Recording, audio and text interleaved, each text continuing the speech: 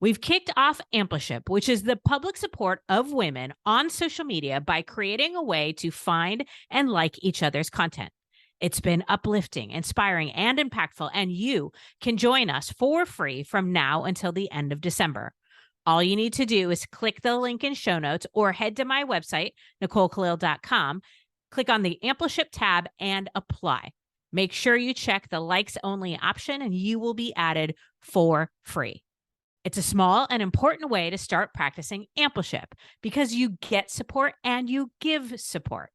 It's time for you to join the social media engagement party.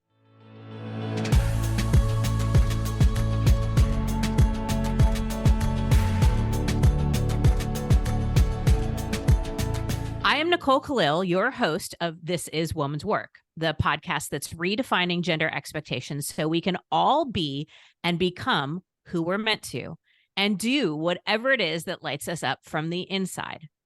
And while that is wildly important, I think it's necessary that I acknowledge that the road to this goal, to this aspiration, has been and will continue to be filled with failures, mistakes, messiness, some fear, lots of doubts and pivots, and countless amounts of awkward moments. At least that's what the road has looked like for me. I mean, I never have really felt like I fit in anywhere. I always seem to be too much of this and not enough of that. Often one of the only women in the room, for a very long time, one of the few single people in the room, and now the not at all typical spouse and mom in the room. An introvert choosing to show up in ways and places extroverts are expected. Too willing to question the status quo, far too willing to rant, a little too direct, prone to overthinking, a know-it-all when I'm feeling insecure, tragically bad at small talk, and a combination of no filter and a little too honest. All of these things and more have created oh so many cringe-worthy, foot and mouth, wildly uncomfortable, at least for me, moments of awkwardness. You know those times where you wish the floor would open up and swallow you whole so you could escape the awkwardness? Yeah, I know all about those moments. And they often happen at the wrong time with the wrong people. For me, it's often in conversations with men in positions of power who are making decisions about me and my work opportunities. Yep, you guessed it, awkward. In social settings where I'm meeting multiple people for the first time, super awkward. And at times where I forget my filter and say something far too directly to someone who's not at all prepared. Oh my God, so awkward. So what do we do with all of our awkward parts and moments? I know we've been taught to avoid and ignore them, but what would happen if we accepted them? Even better, what if we embraced them? What if awkwardness is our secret weapon for risk-taking, especially at work, as our guest today suggests? Well, friends, I don't know, but we are about to find out. Henna Pryor is here to help us embrace the embarrassing and celebrate the cringe in order for us to become our best and bravest. Henna is a highly sought-after workplace performance expert, an award-winning 2-time TEDx and global keynote speaker, professional executive coach, and author of the book, Good Awkward. Known for her science-backed approach to improving the performance, habits, and actions of hungry high achievers, we know a lot about them, in her fun, no-nonsense, no-jargon way, she believes that the key to most people's success is leaning into awkwardness a little bit longer. Henna, thank you so much for being here today. I'm so excited for the first time ever to talk about awkward. I'm so thrilled to be here. And what I love most is you've described the experience of, I think, 99% of us. So yes, here for this conversation. Yay. I love it. Okay. I'm glad it's not just me. So what I want to start by asking, what does good awkward mean? Great starting point. So what does it mean to embrace the good awkward or embody the good awkward? Most of the time when we hear the word awkward, we don't have a positive association. We think this is an emotion that I'd rather not feel. This is a trait I use to describe myself, or a characteristic of myself that I'd rather not talk about or that I'm not particularly proud of. And what the research uncovers, and I think what most of us experience, is that awkwardness is an unavoidable daily part of life. Awkwardness lives in uncertainty, and it's the emotion that we feel when the person that we believe ourselves to be, or our true self, is momentarily at odds with the person that someone else sees on display. In other words, our internal identity for a moment does not match their external reality. And in that gap space, we feel the emotion of awkwardness. Now, bad awkward is what we feel when we do have that discomfort, we do have that cringe, but that situation is so paralyzing or takes us over so wholly that it stops us from raising our hand in the next meeting, or speaking up in the conversation when we want to, or taking the risk or taking the chance. When we talk about good awkward, it's building awareness around the emotion, building conditioning of social muscles that in this current era that we live in aren't easily conditioned, because we live in a society that makes it very difficult, and recognizing that within awkwardness, within that space, is a tension that actually, when we lean into it, helps us pursue our wildest, most audacious dreams. Leaning into the good awkward is how we move into that growth and that courage that many of us get stuck to figure out what's getting in the way of it. Okay, so I love the distinction, at least from what I'm hearing. Bad awkward paralyzes us. It has us stop or regress or whatever. Whereas good awkward, there's an element of forward momentum or action that sort of results from it. I also kind of, correct me if I'm wrong, it feels like good awkward, that gap between what's internally true for us versus other people's expectations. Some of that might be about other people's expectations, not necessarily about who we are or what's true and real for us. Okay, so would you mind giving maybe a couple of examples, either personal or some that you mentioned in the book? There's some good ones in there. Yeah, absolutely. I love what you said. And I'll just highlight, you're right about the emotion of awkwardness having a lot to do with expectations. So I mentioned quickly that awkwardness lives in uncertainty, right? We experience the emotion of awkwardness when we feel uncertain about how someone is going to respond, how something is going to go, something happened that we didn't expect, and now we're not sure how people are going to react. And so as it relates to the examples that I would say stuck with me most acutely. Now, I can give you 1,000 examples of times I experienced awkwardness, but I'll just give you one of my favorites from the book, and it relates to this idea of expectation management. So after the pandemic, one thing that even extroverts started to notice was that our social muscles had weakened. So this isn't just something for introverts. Extroverts felt it too, especially after we went into isolation. So I remember going into one of my first in-person client meetings that I, hadn't seen this guy, or frankly, any client, in a number of months or over a year at this point. And I was trying to pitch a large scale training project. So I was meeting with this director, and I like to think I'm pretty good at pitching, sales pitching. I gave him 15 minutes of my finest sales pitching. And I'm thinking to myself, Henna, you're crushing it. You're killing it in this. And he puts his hand up in front of his face. So those who can't see me, I'll describe, he puts his hand up, right in front of his body. And I'm thinking to myself, hell yeah. Right. So I give him this boisterous high five because I just crushed it. And he literally stops deadpan. His face kind of falls, and he goes, Henna, I was putting my hand up because I was trying to tell you to stop. And I was like, oh my God. Like, did you forget how to people? You couldn't read that cue. And so again, the emotion of awkwardness, there's two things at play here. One is the person I believe myself to be, someone who's pretty good at sales pitching and someone who can read people, is suddenly at odds with this person who felt like they were on display. And to your earlier point, the expectation I had of what he was doing, how that conversation was going, wasn't met. And all of a sudden, that uncertainty became so acute in that social situation that embarrassment, cringe, awkwardness just washed over me. And, in some cases that can be something fleeting. And in other cases for people, that can stick with you in the shower, that can stick with you in the car, that can stick with you for days. And so it's learning how to embrace that moment that is really critical to our learning. Yeah, I mean, I find, especially my most cringeworthy experiences, I do replay them over and over in my mind. But the come from is like, what can I learn from this? What was going on? How do I apply that going forward? And I think that helps me to move forward as opposed to getting stuck. But I would like to ask, what are some tips or advice when you find yourself in these inevitable awkward moments? Like, what did you do after the high five? Any tips for that? Of course. Yeah. So, there's two categories of awkward moments. I would say there's awkward moments in life's unplanned moments. So, we're going to have some as humans. We're going to trip over the crack in the sidewalk. We're going to sing the song lyric wrong because we didn't realize. We're going to mispronounce someone's name. None of us really planned for those. Those just occur. And then there's awkwardness that exists in life's planned moments. We tried something.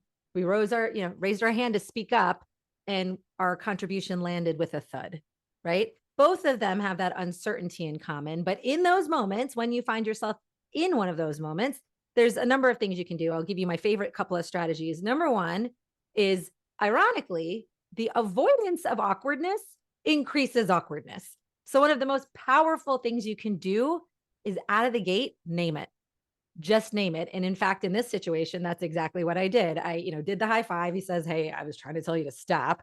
And after, of course, a momentary flush in the face and my body going a little hot, I said to him just out of the gate, "That's really embarrassing. I totally misread that. I'm pretty mortified right now.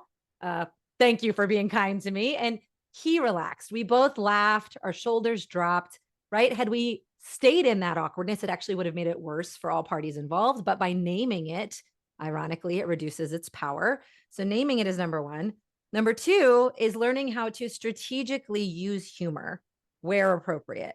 A lot of times people don't realize that when humor is used in a strategic way, especially in awkward situations, it can not only diffuse the situation more quickly, but it also creates instant connection in the room. It creates instant psychological safety because, again, no one is immune to this. The most confident people have stepped in it, have said something that didn't land, have put their foot in their mouth. And so it's very, very humanizing. And the third thing I would recommend is just mental preparation. Part of what this work is about is not waiting until the awkward moment arises to know what to do in it. There are so many little life moments, both at work and in life, where you can practice keeping the social muscle stronger. Example, we all order our, restaurant takeout on DoorDash now or on Toast Tab. If one of those is not working that day, call the restaurant, right? Next time, I drop off my 13-year-old to her friend's house, I'm encouraging her, please go to the door and ring the doorbell instead of just texting here from the driveway, right? So many little things we can do to keep our social musculature strong. But essentially that's doing is creating these little daily social interactions that help us get that practice we need to know how to respond to any situation in the moment. It's when we lose the practice that we're unable to call on our humor or naming it in the moment because we're so, unskilled in doing it anymore. Yeah, I would add for me too, this is really speaking to me about the mental preparation is I love the idea of all of us putting ourselves out there a little bit more for the potential and possibility and being mindful, like what you're saying earlier, is like, I don't plan to be awkward, but there are a Right. lot of situations that I put myself in on a regular enough basis that I know what types of awkward are most likely. So, for example, we speak. It is highly likely that I'm going to have a moment where the words don't come out right.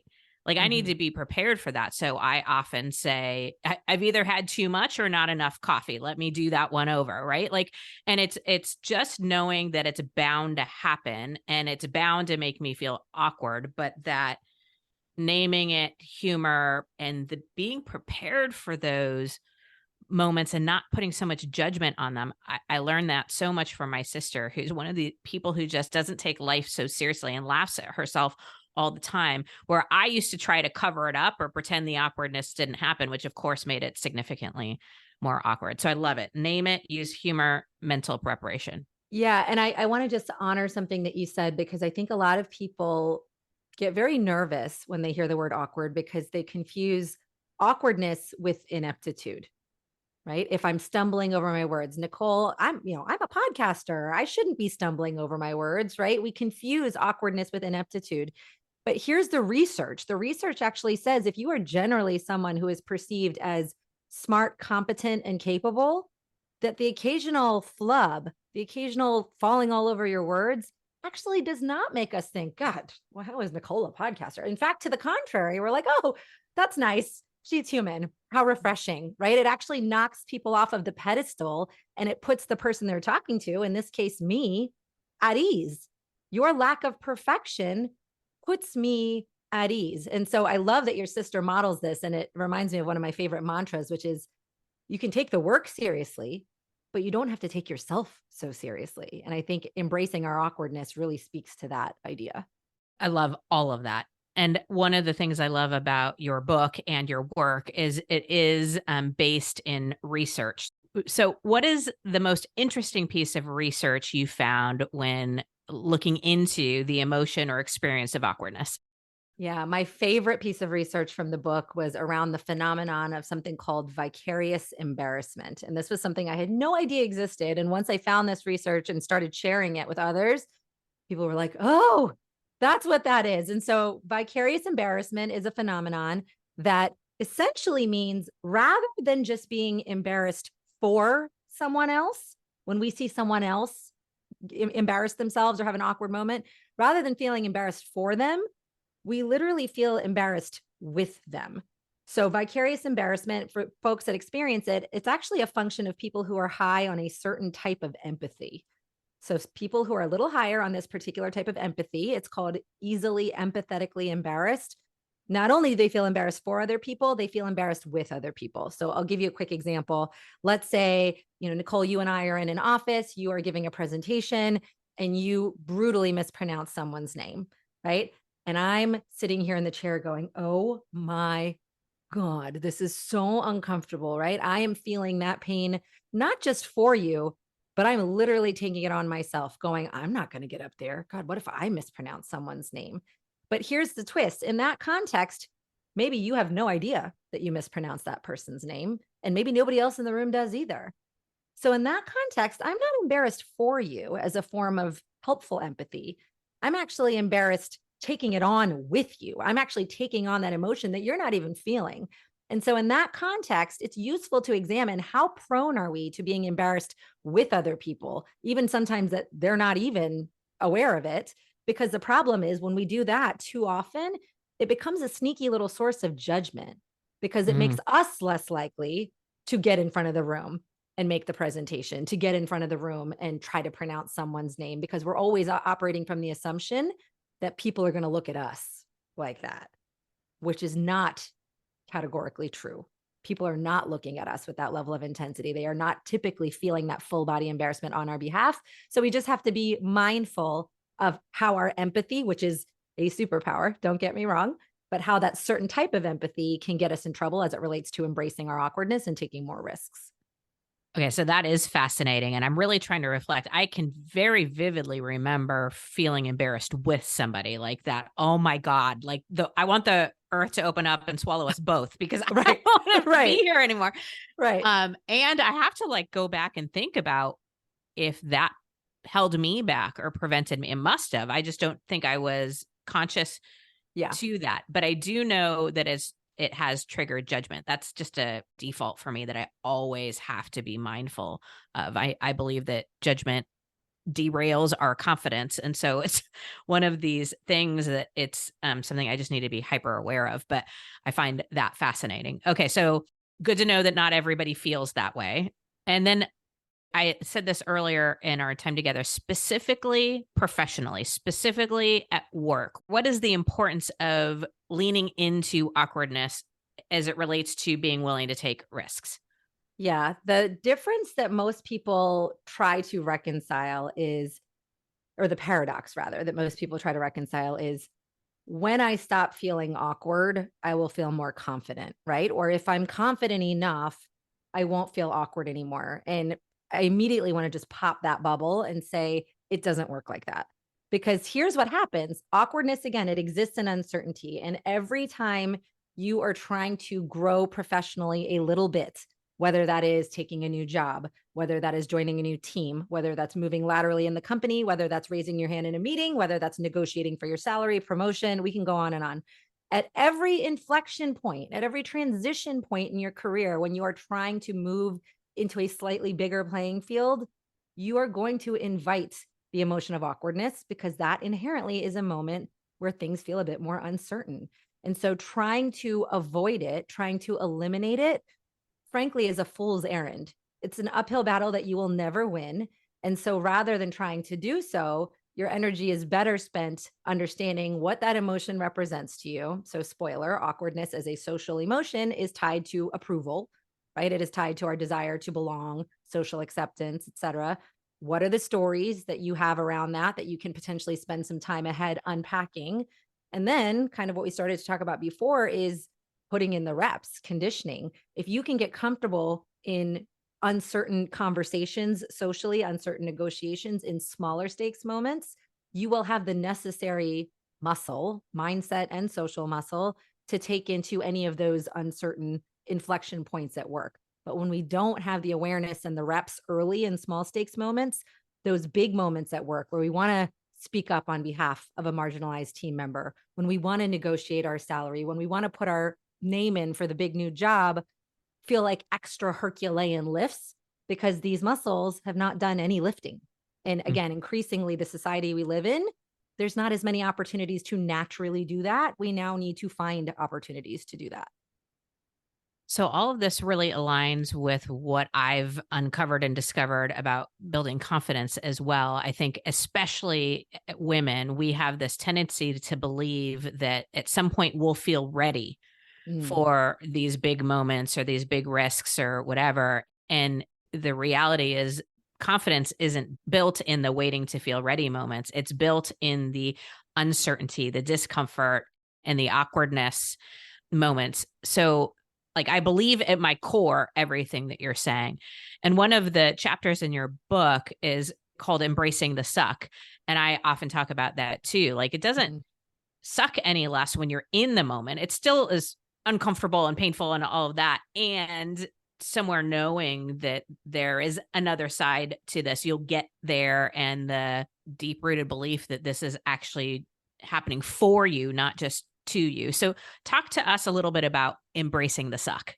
Yes, and I think there's plenty of disciplines. In the military, they use language like this. I know Queen Brene Brown uses language about embracing the suck. And then the way I think about it is I use it as an acronym, which is any muscle worth strengthening, any skill worth building. I do believe awkward tolerance is a skill that we need to build, requires having intentional steps and a measured approach, and embracing the suck in this context is one of them. So suck, again, is an acronym. It stands for, first, starting with the small.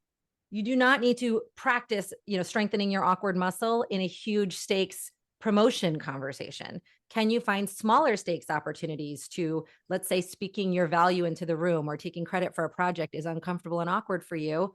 Can you start with a few select peers, right? How do we start small to start to understand that this is the equivalent of repetitions in the mental gym? How do we start to do this in small stakes situations? But small alone isn't quite enough. It has to still be a little bit uncomfortable. So if you're comfortable with these two best friends that you have at work having this conversation, how can we raise the stakes a tiny bit? Maybe there's some colleagues cross departmentally. Maybe you could call in someone from your network to talk to about it that you haven't talked to in a while. So that's raising the stakes a little. But then the next phase of raising the stakes, the C stands for what I call cringe chasm moments. So these are these moments where the threat of feeling so socially unsteady starts to throw you off balance. So I'll give you an example. I was working with a female leader the other day who was trying desperately. She's actually a chief people officer, very bright, very high level.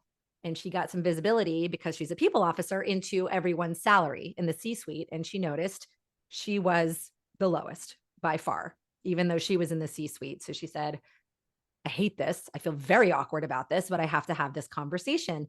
And so she started to plant seeds with some people she trusted and, kind of get a little noisy in a small circle. Those were her small uncomfortable, but her cringe chasm moment was when she finally went to the leader that could make this decision, made her case, and then she stopped by saying, what are your concerns? And then she held that silence.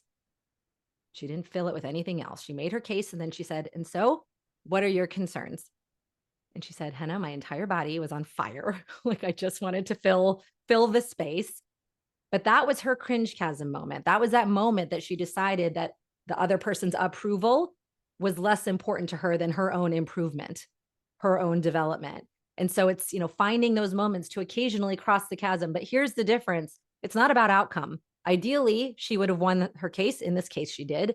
But it's not about celebrating that. She was celebrating the fact that she did it. Yeah. Right? She went to bat. She stood there and she held it. That was her cringe chasm moment. So small, uncomfortable, cringe chasm moments. And then the K just stands for keeping perspective, because ultimately, here's how we all feel about awkward moments. We obsess over them. We think everyone is paying such close attention to us, or all staring at us. They think we're idiots. But Tom Gilovich out of Cornell, he refers to the spotlight effect. People aren't paying as close attention to us as we think they are. They're more focused on themselves and whether people approve of them and whether they look awkward right now. And so it's just really useful perspective as we're doing this to remember that we are not the center of everyone's world. And the sooner we remember that, the better it is. So I'm so glad you went through that and the example, because that acronym for SUCK is so powerful. So start small stakes, get in that uncomfortable place, the cringe chasm moments, and keeping perspective. Did I get that right? Yep, Okay. correct. And thank you for reminding us that nobody is paying attention to us and our cringeworthy moments at the level that we are, or even that we think they are. We're all busy and we have our own shit. And so it's just not as prevalent. I also so appreciate you saying that it was that she put herself out there and asked and went through the uncomfortable and stood up for herself, the point of pride that it gets created when we speak our truth or do something like that. I think so often we tie the good to the outcome, as opposed to the action. And that also really resonates with me. Henna, I have so many other questions I could ask you, but we are running at time. Let me just end with this last question. What are the costs of not embracing our awkwardness in our careers and at work?